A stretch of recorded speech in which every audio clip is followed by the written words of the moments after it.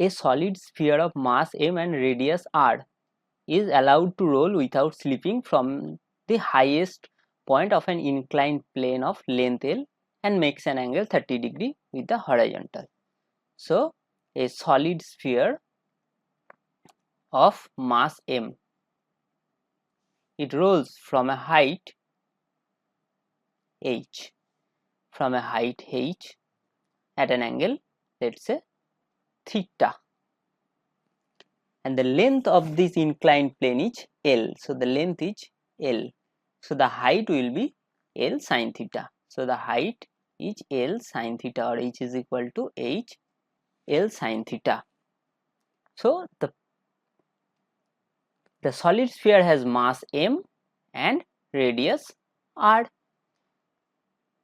The speed of the particle at the bottom of the plane is v1. So, when theta is 30 degree, it has the velocity v1, but when theta is 45 degree, its velocity, if the angle of inclination is increased to 45 degree while keeping L constant, the new speed of the sphere at the bottom is v2. We have to calculate v1 square is to v2 square. So, the angle of inclination changes and the velocity of the ball also changes. Now, the total potential energy at height h is mgh, that is mgl sin theta.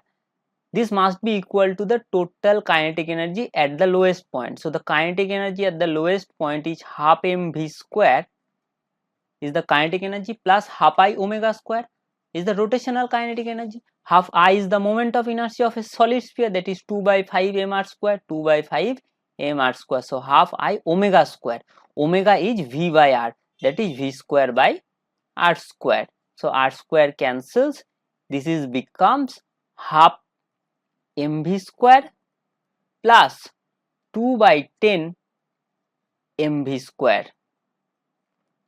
So, this is equal to 10 is LCM, that is 5 plus 2 7, 7 by 10 mv square. This is the kinetic energy. So, the total kinetic energy 7 by 10 mv square is equal to the potential energy, that is mgh. So, mgh is L sin theta. Now, when theta is 30 degree, v is v1, that is 7 by 10 m v1 square is equal to mgl sin 30 degree divided by when the theta 7 by 10 m v2 square, when theta is 45 degree, then it becomes v2, that is mgl sin 45 degree. Now, 7 by 10 m cancels, 7 by 10 m cancels, mgl cancels, that is v1 square divided by v2 square is equal to sin 30 divided by sin 45.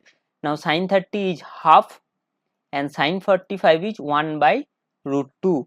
This is equal to 1 by root 2. So, v1 square is to v2 square is 1 by root 2, that is option 1 is the correct answer. If you have any doubt, please comment below. Thanks for watching. Please like this video, subscribe my channel and share this video. Thank you.